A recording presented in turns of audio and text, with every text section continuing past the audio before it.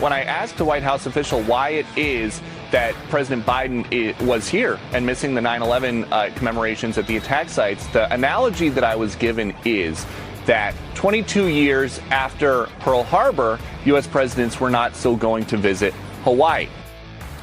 Yes, Peter Doocy at the Fox News Channel. He asked the White House staffers why the president wasn't going to be at Ground Zero or the Pentagon or Shanksville. Well, 22 years after Pearl Harbor, what's the big deal? It's what happens when you have, pea brains running everything. People with tiny little brains the size of peas, pea brain. Yes. I fight authority. Authority always win.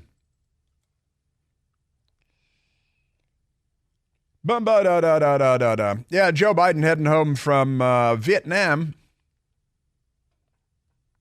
We'll stop at what we now call Joint Base Elmendorf-Richardson in Alaska, which is a base that Air Force planes have used for a long, long time to refuel on the way back from Asia, many Asian trips. And the White House is pretending this is really great. Oh, what'd she say? He's going to do what he always does and spend the day with military forces, which I don't think that's true, is it? He has with military forces. That's interesting, but that's what they're saying. And 22 years after Pearl Harbor, was anybody going to Hawaii? President's going to Hawaii, going to Pearl Harbor? Well, yeah, probably, as a matter of fact. Let's see. 1961. I'd have to look it up. See what 22, that'd be 1963 on September 11th, on December 7th. So actually, you think of it, 22 years after, I just did the math on this in my head. December 7th, 1941, right? Pearl Harbor. And 22 years later, was anybody going to Pearl Harbor to commemorate? Well, interestingly, 22 years later, September 11th, let's see, John F. Kennedy, he was assassinated November 22nd of 1963. So, God, did he go? I don't know. That's had time. I'd have to go check what he did. All right, let's go back to Joe Biden here, because he said he could only take 5 questions because his staffers told him that he could only take 5 questions. And the people that he was taking questions from selected in advance because it's all a television show. It's all a terrible television show. It's made for cable TV. And he went to the Reuters news agency, then the Bloomberg news agency, then AFP, Agence France Presse, and then the BBC, the British Broadcasting Company, and then the Voice of America. So you got taxpayer teat much, government news. So Voice of America, BBC, AFP, and Reuters is technically not American either. But let's go to Joe Biden with the. He's got 5 questions, and he's not a bright man. We'll take your questions. Huh? Let me see. They told me they gave me 5 people here. Let me see. They told me they gave me. Of Reuters. Of Reuters. And he's going down the list from the, here's who you go to. And they got generally they give them 3x5 index cards with pictures of the reporter and the news agency, because he doesn't know who any of them are. And then he calls on, and they're all women, because it was a feminist moment in Hanoi, Vietnam. Just amazing. And then Joe Biden did go to Anita Powell of the Voice of America. I hope you didn't think that calling only on women would get you softballs tonight. Oh, I know better than that. Okay, well, let me start with President Xi. If you sent me a softball, I wouldn't know what to do with it. I'd probably strike out even worse. Yeah, because you never get softballs from this press corps. That's only hardballs from this group. They're really a hard-nailed, hard-bitten bunch of gumshoe reporters. They're getting the job done, aren't they? They maybe one day they'll ask you about the millions of dollars from Ukraine funneled from corrupt entities there into your family's coffers, your grandchildren, your children, the whole thing. Maybe the $20 million from, what is it, Ukraine and Romania and Russia and China. China. Never mind that. And Joe Biden, he wouldn't know what to do if a group of young women didn't tell him. Let's see. I'm just following my orders here. Just following his orders. Yeah, that's what they kept saying at the Nuremberg trials, isn't it? If you only follow the orders must be followed. Yeah. That's it. He's, hey, how about China? Just came Xi Jinping. Ricochet Rabbit didn't show up at the G20 summit in New Delhi in India, and Putin didn't show up either.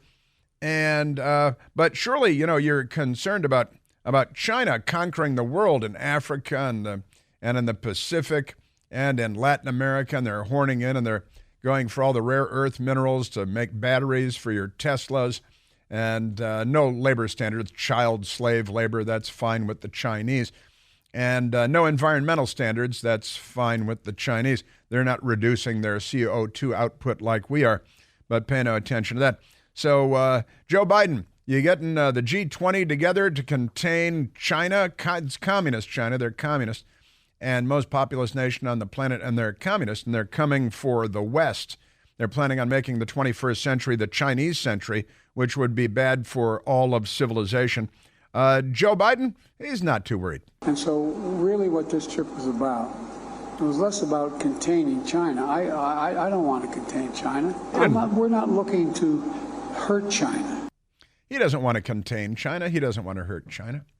The largest communist power, the military power, flexing their muscles in Africa, Latin America, and the Pacific, and rolling over civilization. And they're planning on, the 20th century was the American century. And that was good for the world. Freedom, liberty, smashing the Socialist Workers' Party in Germany and Europe. That was good. Containing the Soviet Union, the Union of Soviet Socialist Republics, and containing the spread of communism in the Korean Peninsula and in Vietnam, and slowing it certainly and showing there's a price to be paid. But he doesn't want to contain China, really. During the Cold War, the policy with the Soviet Union was called containment. And it worked until we could snuff them out much later, thanks to Ronald Wilson Reagan and Republicans being on the side of freedom and liberty and our Constitution, our Bill of Rights, which the Democratic Party isn't. That is to say, the Democratic Party isn't democratic, and they're not on the side of the Bill of Rights. And we'll get to the New Mexico governor coming up as well. Now, here is Joe Biden. He doesn't want to contain China. He doesn't want to hurt China. And he can't craft a sentence that makes sense to save his life. But he is rambling incoherently, and they start the music. This is the go to bed. I'm not in the cut sheet, but... Oh, my apologies. We have the, I don't want to jump ahead. This is Joe Biden. He's rambling incoherently. And he decides that it's time for him to go to bed, and he starts wandering off with his mouth hanging open, his arms hanging limp at his sides, and he just starts wandering. And look, nobody likes what? Having what? U.S. celebrated what? International meetings if you don't know what you want at the meeting. If you don't have a game plan. He may have a game plan. Huh? He just hasn't shared it with me. But I tell you what, I don't know about you, but I'm going to go to bed. He's wandering off now. And a woman, because they're only women, I guess, started shouting questions. Good for her. She didn't have a microphone near her. And then it just went from bad to worse because Cringe had to jump in and call an end to the whole thing as Joe was just wandering off. And there's a band there, and the band started playing music like it was, a game show. And this segment was over, and here comes the music, and Cringe is jumping in as he wandered off like a jellyfish. to say this is over. We talked about at the conference overall. We talked about stability. We talked about making sure that the third world, the southern hemisphere, the third had world, access to change it, had access. It wasn't confrontational at all. Thank you, everybody. This ends the press conference. Thanks, everyone. Thank you. Thank you. Now comes the music. We didn't add that. This is in the room. There's Ducey yelling a question. I've raised it with every person I've met with. Then he wandered back to the mic. Your son being indicted, Mr. President. Wow, somebody asked about his son being indicted. That's shocking. And he just wandered off like a zombie, a glassy-eyed zombie. And he really needs to step down. I know there are people that don't want him to step down. Just keep him there and run against him. But, we've got more than a year. In fact, if, you go to Inauguration Day of, good Lord, 2025, that's a long way off. But I tell you what, I don't know about you, but I'm going to go to bed. The transcript is kind of funny. The transcript of Joe Biden and then cringe reads, it wasn't confrontational at all, period. He came up to me. He said, inaudible, in parentheses, because he was murmuring and mumbling. Then cringe jumps in and says, thank you, everybody. Thank you. And then the president said, thank. This is the transcript. Thank. He couldn't complete the thought. Thank you. Then Ms. Jean-Pierre, this ends the cow press conference. Thanks, everyone. The president says, thank you. Thank you. Then there's crosstalk. And somebody shouted the question, Mr. President, are you putting U.S. strategic interests above rights, human rights here in Vietnam? And then somebody else yells, another reporter, you have time for one more. We came all this way. We came all this way. They flew to India, then they flew to Vietnam. They're there to ask him questions, and he just wanders off like a jellyfish. And then another question is shouted, are you putting U.S. strategic interests above human rights in Vietnam? And the president says, above human rights, I've raised it with every person I met with. And he's wandering off. He doesn't know when to leave and when to come back and go to the microphones. And Joe Biden, he's the president of the United States, honestly. Just extraordinary. Yes, sir. And he's going to be at a joint base, Elmendorf, Richardson, in Alaska, to talk to two people. Let's go to back to the telephones, Michael. Let's go to John calling from Indiana. John, you're on the Chris Plant Show. Good morning, Chris. I love listening to your show, and you've really filled in the gap since Rush's passing. I love your show, both television and radio. You're very kind. Thank you very much. I appreciate that. We do what we can. Thank you. The reason I am calling is I happen to be an Air Force veteran. As a matter of fact, I was stationed in Alaska. And I can tell you the reason why Biden elected to stop at Elmendorf Air Force Base as opposed to going to a civilian event. And the reason is, unlike the civilians who would boo him for his ineptitude, the military would not dare boo the commander-in-chief, and so he's going to be in a safe space at Elmendorf. You know, I got to tell you, John, I have had that same hypothesis myself, the same theory myself, that if he were at Ground Zero in New York, he would be booed. If he were at the Pentagon, there might be enough non-military people there to boo him. I honestly, and I think you're onto it. I do, John, because I do believe that he is, and some military people might actually boo him at this point, but it's a pretty good bet that at Elmendorf Richardson, the joint base they now call it, that you're right. He won't be booed because of good order and discipline, but he should be, don't you think? I think he should probably be booed. What'd you do in the Air Force, John? You're right. I'm sorry, what'd you say? What'd you do in the Air Force? I was in telecommunications. I worked in the base telecommunications center, sending messages around the world. Yeah, and that's a busy post in Elmendorf up there. Thank you, John. God bless. I'm saluting you. Thank you, sir. You know, Joe Biden's plan to inflict upon us the digital dollar is already underway, and it's very important to understand the potential consequences of this move, because contrary to their claims, this is not in your best interest or mine. And time is of the essence, so getting smart now is a really good idea if you want to protect yourself and your financial future.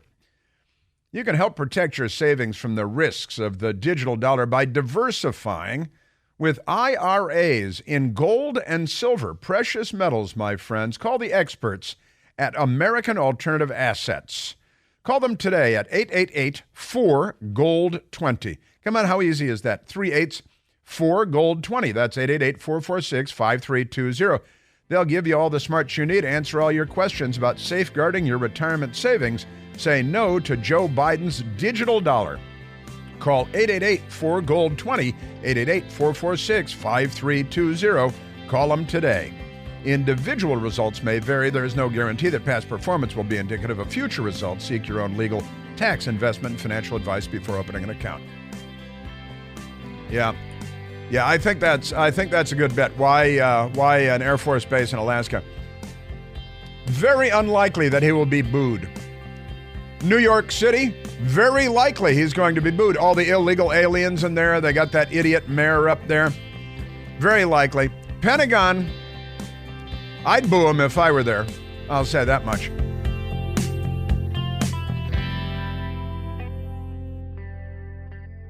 Hey, it's Chris Plant, excited to tell you about our July 2024 Listener Sea Cruise. We'll be sailing around the British Isles, visiting Scotland and Ireland. Please join us. Book by this July 31st for extra savings. Visit ChrisPlantCruise.com. We just did a little checking here because, Peter Doocy said a White House staffer probably cringe. Told him, well, nobody went to Pearl Harbor 22 years after Pearl Harbor. Now, interestingly, December 7th, 1963 would have been the 22nd anniversary of the attack on Pearl Harbor by the Empire of Japan. And John F. Kennedy had been shot and killed weeks before that 22nd anniversary. LBJ was president by that time. And I see no evidence that LBJ went there for the 22nd anniversary. But JFK did go there in June of 1963. He was there June 9th touring the Arizona Memorial and so on. And of course, and John F. Kennedy was a naval officer in World War II in the Pacific, PT 109 and all of that. And on the 50th anniversary, 1991, George H.W. Bush was president, and he went to Pearl Harbor to commemorate the 50th anniversary. And H.W. Bush, of course, was in the Navy in World War II, and he was a pilot shot down by the Japanese. The Japanese cannibalized some of his shipmates, killed them, and ate them. True story. Crazy stuff. So much for what the Biden White House says.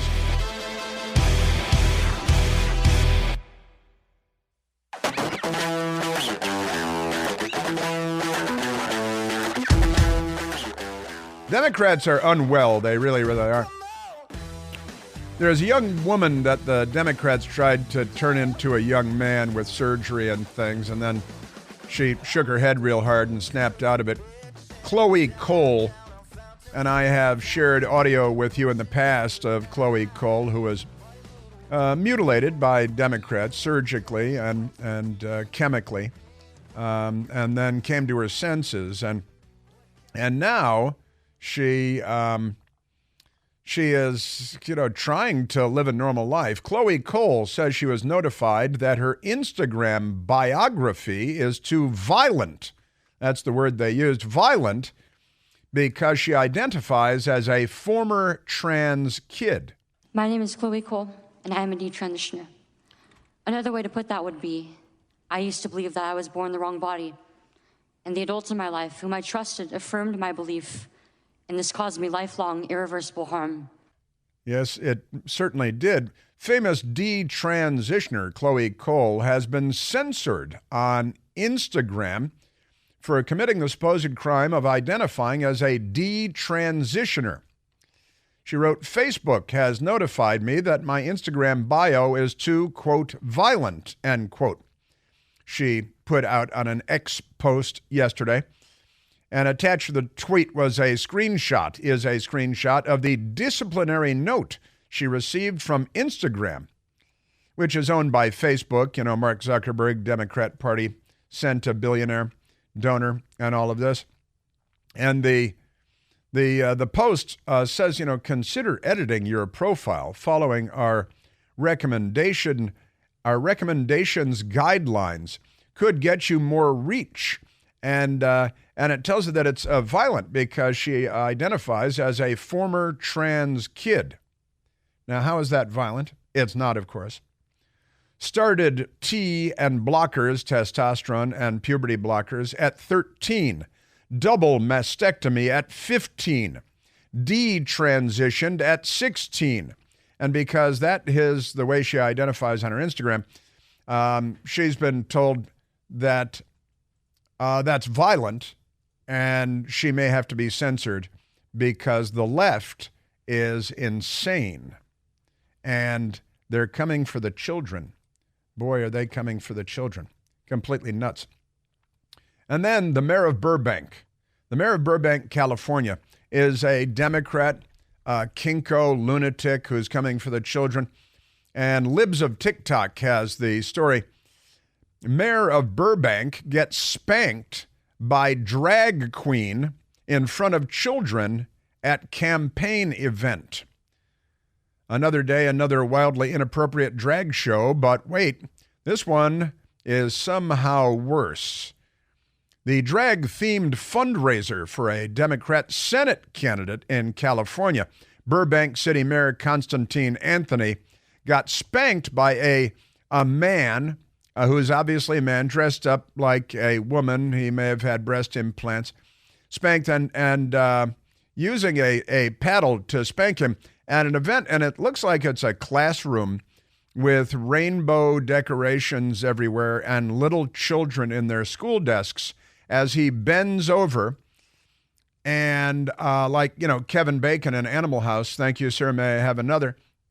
And he's being spanked by this big old nasty looking tranny while he's grabbing the desk and the children.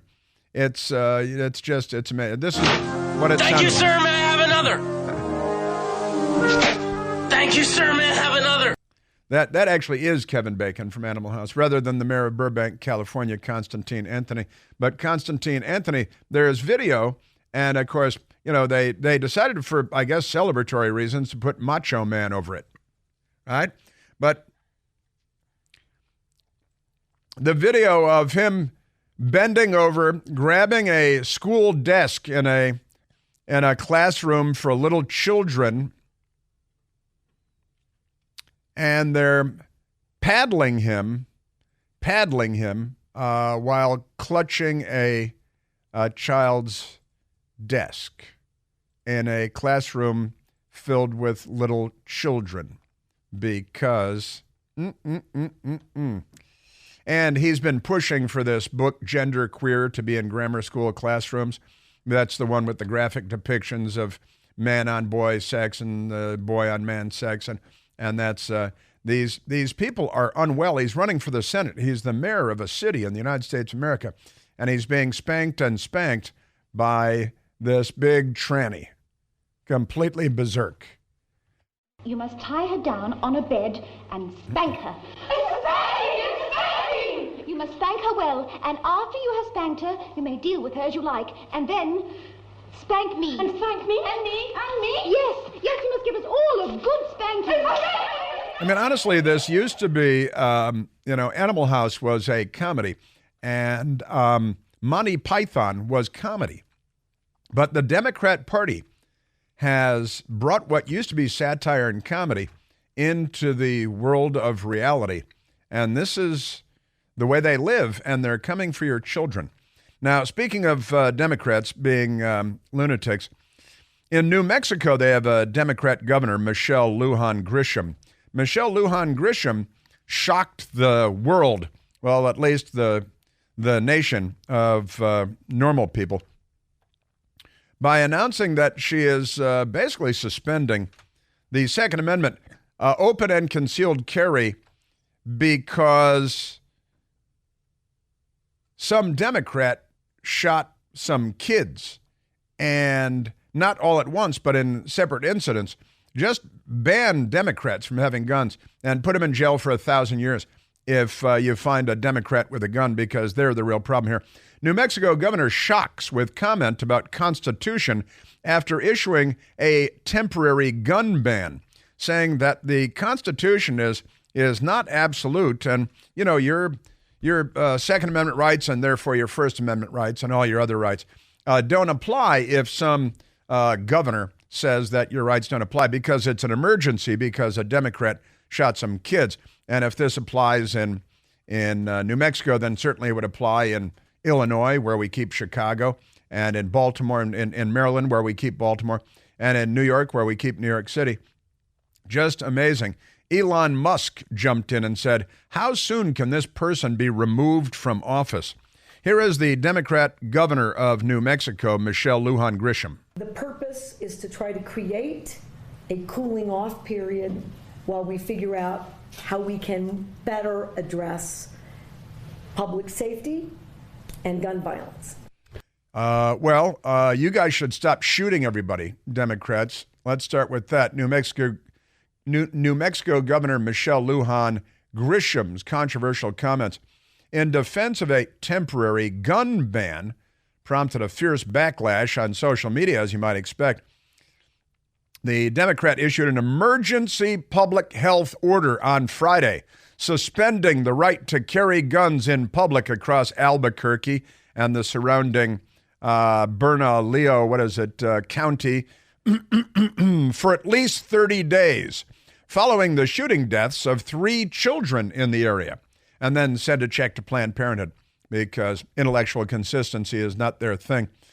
Local law enforcement officials expressed concern that the governor's order violated Second Amendment rights. You think? The governor acknowledged the ban may face legal challenges, already has, and addressed these concerns during a press conference.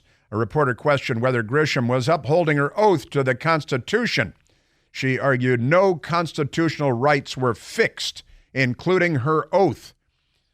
She's not an oath keeper, I guess. Here is New Mexico Governor Michelle Lujan Grisham. It should horrify every American and every New Mexican that so many young people and so many individuals with no training, with reckless criminal behaviors, are openly carrying firearms in our communities. I'm horrified. Of course, it's a constitutional right. It's been established in the courts, and pay no attention to any of that. And man, oh man, Ron DeSantis press secretary Jeremy Redfern said the governor of New Mexico is using a public health order to suspend a right guaranteed by the Constitution. Did you think the left was going to stop at just forcing you to wear a mask? And this has gotten an awful lot of people appropriately very, very riled up. New Mexico Democrat Governor Michelle Lujan Grisham. No constitutional right, in my view, including my oath, is intended to be absolute. There are restrictions on free speech. There are restrictions on my freedoms. In this emergency, this 11-year-old and all these parents who have lost all these children, they deserve my attention to have the debate about whether or not in an emergency we can create a safer environment. There were 3 youths murdered in Washington, D.C. Was it last weekend? Or was it the weekend before? 3 kids murdered in Washington, D.C. And in Albuquerque, I said that an 11-year-old child murdered and then a 6-year-old child murdered. And therefore, it's a health emergency. And we're going to ban the Second Amendment just for 30 days because no constitutional right is absolute, including my oath, which is not a constitutional right. It's not a constitutionally protected right, but you took an oath. And she's obviously an idiot. Pretty amazing stuff. And, even your right to free speech, she said, is not absolutely guaranteed. The Constitution does not say that a person can yell wolf in a crowded theater. That's right. That's Nancy Pelosi explaining the limits to the First Amendment. You can't yell wolf in a crowded theater. That's they're geniuses, aren't they? Just amazing. And then a reporter, actually doing the job of a reporter, pushed the New Mexico Democrat Governor Michelle Lujan Grisham on this attempt by her to subvert the Bill of Rights, the Constitution. My oath, schmoth, she doesn't care about that. None of that applies. Your Bill of Rights doesn't apply because she says there's a health emergency. All the examples you cited are crimes. Kids shooting at other kids, shooting from cars. So what's the value of the civil order? Why not just do better law enforcement? Both. The value of the order is that it gives me three things. One, it says it's a statewide issue and it's a message to everyone to start leveraging their resources and arresting people. It's a message. 2, the jurisdictions come at this, including with the DOJ restrictions, differently. Without the leveraging and the additional resources, arresting, and where do they go? We got to make sure that everyone is bumping up their services. It's a message to the Metropolitan Detention Center. It's a message to the HMOs. You better figure out treatment. We have been sort of stalled out, to your point. This order basically says, stop stalling out, and to your point, just arrest everyone. Well, I also have to have the ability, I can't arrest everyone. There are literally too many people to arrest. Well, this would allow us, if someone's got a concealed carry permit in Albuquerque walking down a public street, they're not going to get arrested. I can make the point that maybe they should be. And this is the point. I'm willing to do anything and everything within a shred of evidence-based effort. Because if you're not horrified that on any street corner in too many cities in New Mexico, there is someone with a gun sticking out of their waist or their belt. And I'll tell you, if you're a young person, you're not allowed to have a handgun. Well, then maybe you should enforce the existing laws, you dimwit. Just amazing.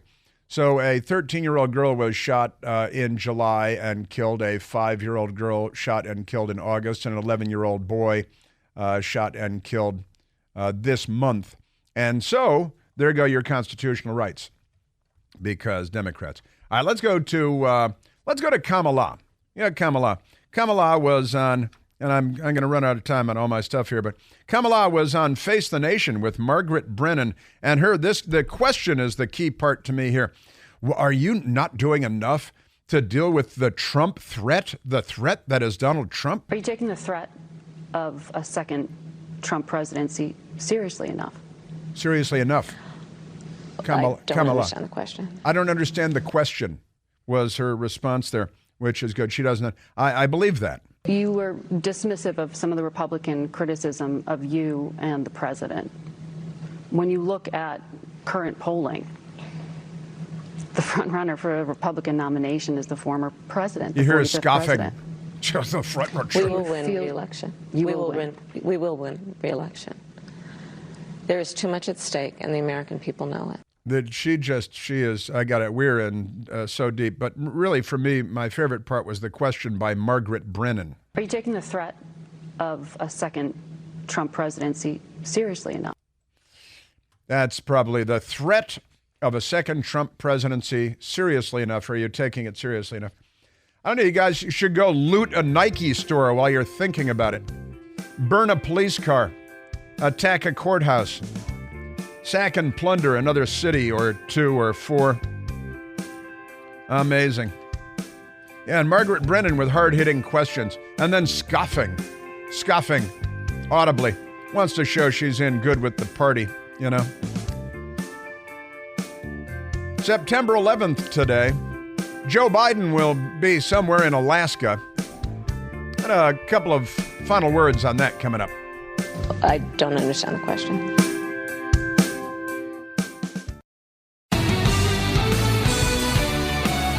All right, today is September 11th and the 22nd anniversary of the terrorist attacks of September 11th, 2001. This morning on the Fox News Channel, a retired U.S. Air Force Lieutenant Colonel Donald Arias was on to talk about Joe Biden not being at any of the sites in the United States. Lieutenant Colonel Donald Arias' brother was murdered in the attacks of September 11th, and he's not amused by Biden stopping in Alaska to do whatever. It's no surprise to me that he's not coming to Ground Zero or any of the 9/11 sites. This is a president who has more in common with oligarchs out in Ukraine than he does with people of Bahia or East Palestine. So no shock to my system. And quite frankly, I prefer he stay away anyway. We'll be spared one of his stories of how he can relate, like he did with the people in Lahaina, how he can relate because of a kitchen fire that singed his cat's whiskers. We can do without that. Yeah, we could do without that, and I do think he would be booed. Lieutenant Colonel Donald Arias. He sent that human laugh track we know as the vice president to Ground Zero to represent him. And again, I prefer she stay away as well. This is a day for family members, first responders, and true-hearted, stout-hearted patriots who want to honor those we lost in 9/11. That is good stuff, and I loved his comments this morning. Really great stuff. Also, I should say, it's been pointed out to me that earlier this year, India overtook China as the world's most populous nation. I incorrectly said earlier China is the world's most populous. India now has outdone them. Governor Glenn Youngkin in the Commonwealth of Virginia has pardoned Scott Smith, the father of the daughter that was sexually assaulted and then he was roughed up by the police. We righted a wrong. He should have never been prosecuted here. Mr. Smith did what any father would do, what any parent would do, was stand up for their child. And even worse, what then happened was the perpetrator was moved to another school and sexually assaulted another young woman. This was a gross miscarriage of justice. Scott Smith, the father in question, was on television yesterday. This has been a long battle, a battle that should have never happened in the first place. My constitutional rights were violated. I had to accept this pardon from Governor Youngkin because I couldn't trust the justice system. And that's really scary, and that should scare every American. That's the Democrat Party. By the way, the George Soros Commonwealth attorney in Loudoun County, who's running for re-election, Bhutta Bibiraj, George Soros president, put out an angry, scorching, long memo condemning Governor Youngkin for pardoning Scott Smith because she's on the side of crime and criminals.